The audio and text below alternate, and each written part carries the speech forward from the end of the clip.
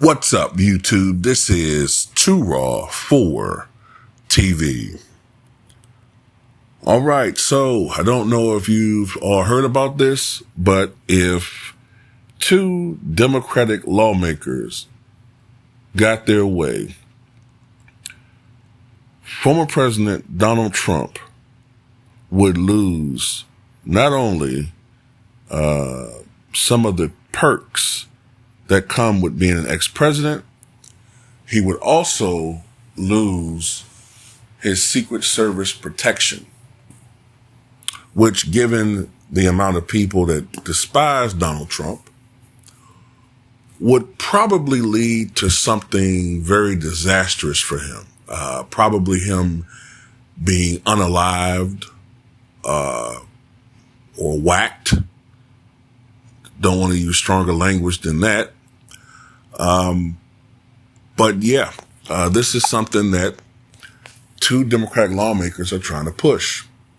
Now, the likelihood of these bills being passed are next to nothing. But still, the fact that they're trying to push this, especially the removal of Secret Service protection, pretty much means what we're thinking, that they don't just despise Donald Trump. They want him.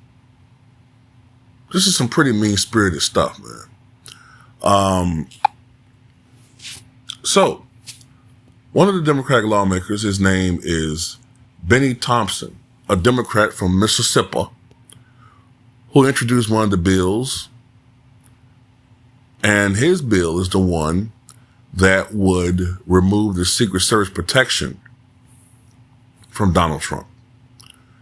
And presidents have had Secret Service protection, I believe, since the assassination of William McKinley back in 1901. If my memory serves me correctly, of course, the first president who was assassinated was Abraham Lincoln.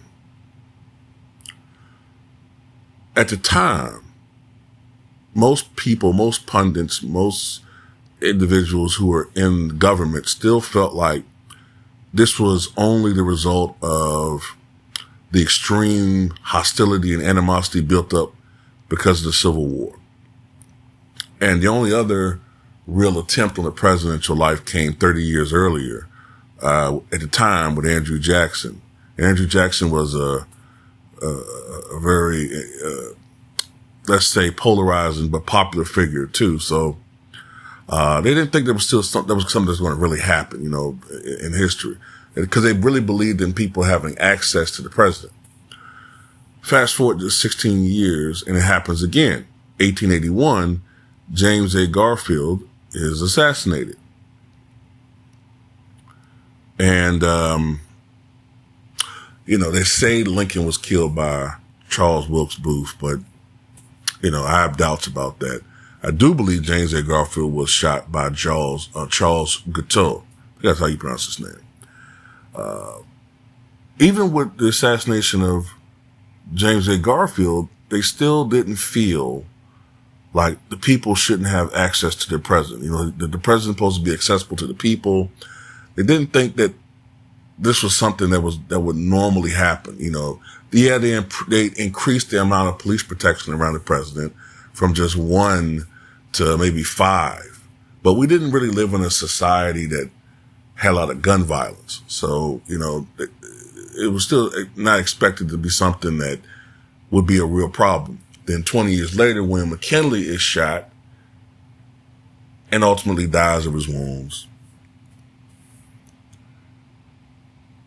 And it was at that point that they said, okay, we got to put people on the payroll to protect the president. So that's how Secret Service started. And for the most part, they did a pretty good job until Kennedy. But that was, I believe, was an inside job, obviously. I don't give a damn about the Warren Commission. But anyway, getting back on track, he wants to remove Secret Service from the president who's probably the most despised, most polarizing in American history. Yeah, That's not going to do well. So there's another lawmaker, Laura Sanchez, a Democrat out of California, where her bills, which is called the No Glory for Hate Act, was first introduced back in 2021 and then reintroduced last September. Under that bill, a president who had been impeached twice or been convicted of a state or federal crime, quote, related to actions taken in an official capacity as president, would be barred from getting any of the usual post-presidency perks except Secret Service protection. So basically, his bill is a reinforcement of her bill. So they might as well just call it the bills to screw over Donald Trump. That's what these really are about, man. But the thing that really gets me is that they're trying specifically to just wipe Donald Trump away, wipe him away from existence. The bill would also bar using federal funds to create a memorial for or name any federal building or property after a former president who had been impeached twice or was a felon. They would also be prohibited from being buried in Arlington National Cemetery. So basically what they want to do is they don't want to have no buildings, nothing, ships, nothing named after Trump. And also, they don't want federal funding being used to create a library in his name, which means that the library probably had to be paid from private funds.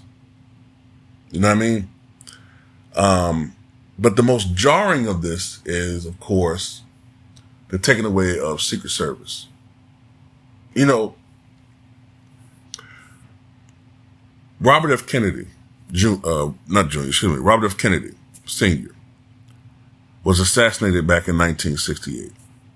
And it was his death that led to presidential candidates, because at the time, only presidents had Secret Service protection. But there was a call for presidential candidates, to start having some type of Secret Service protection. And it was Robert Kennedy's death that led to them, the main ones at least, the high profile ones, to start having Secret Service protection too. So you're trying to tell me that if, say, Pete Buttigieg ran for president in 2028, he would get Secret Service protection, but Donald Trump wouldn't, because of this law that's really just specifically introduced to punish him. Because how many presidents are going to be impeached twice and convicted of felonies? Like, come on. By the way, when he says, the guy for Benny Thompson from Mississippi, quote, but more importantly, why would you want to protect a felon? Well, you know, not every felon is a big muscle-bound, tattooed, bald-headed maniac with a chain. You know, people watch too many movies. There have been many notable people, some of them beloved, some of them infamous, but many notable people in the last 30 years as far as our culture who have been convicted of felonies. And I wrote down some of these people, their names. Courtney Love is one of them. Mark Wahlberg, Snoop Dogg, Eminem, who so many people love, 50 Cent, Mike Tyson, who I think is felony, whatever. Yasmin Bleeth. Wasn't she a Baywatch girl? Yasmin Bleeth? Felony. Tim Allen. Mr. Toolman.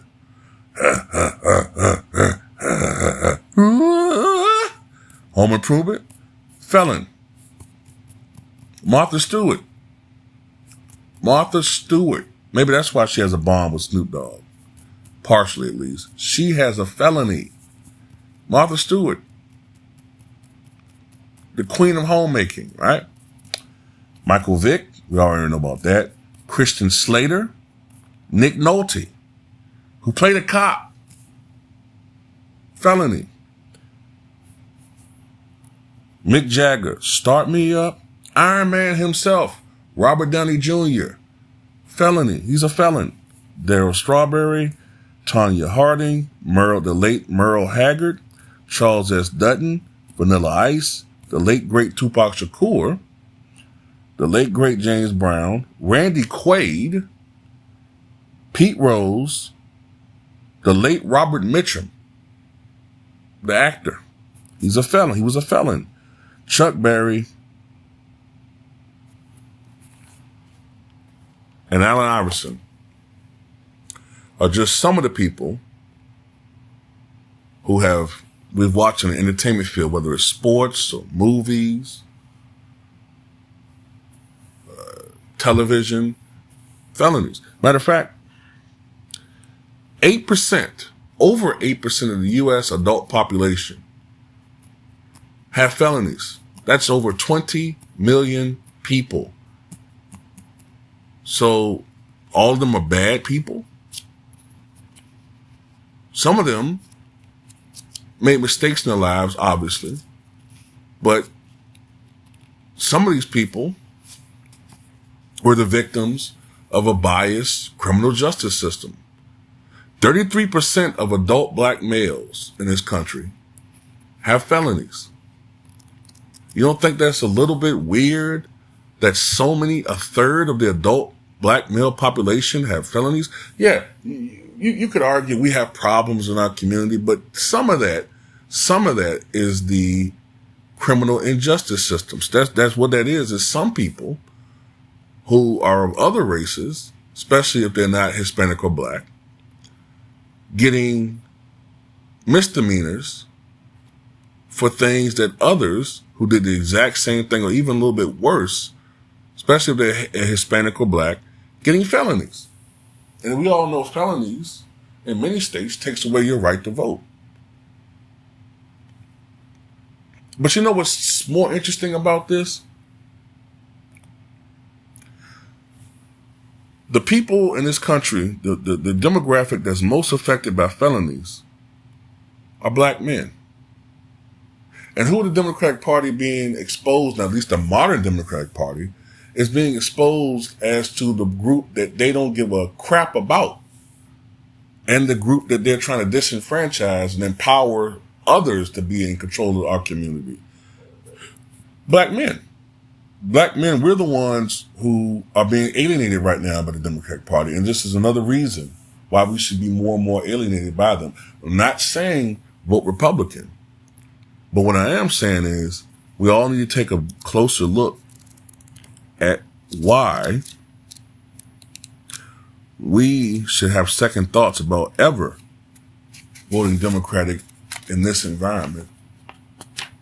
Again, I mean, look, most of us, especially those of us who are over 30, we're relatively conservative. We have certain feelings towards some of the groups or certain thoughts about some of the groups that are being prominently, I'll just say, profiled by the Democratic Party and the left-wing media. Just putting that out there that, it is what it is at the end of the day, But, I just want to put that out there, man. Look, I'm not a huge fan of Donald Trump, but I think this is just overkill, and this is the type of stuff that's going to backfire. Oh, by the way, the left-wing media is not putting this out there. They're not going to report on this stuff. They're not going to report that. But you better believe that they're going to put everything that the right wing does, and as they should, because they have been doing some things that are disenfranchising black people too. I'm not saying vote Republican at all, but I am saying that report everything. Don't just report things that make the right look bad. Report everything.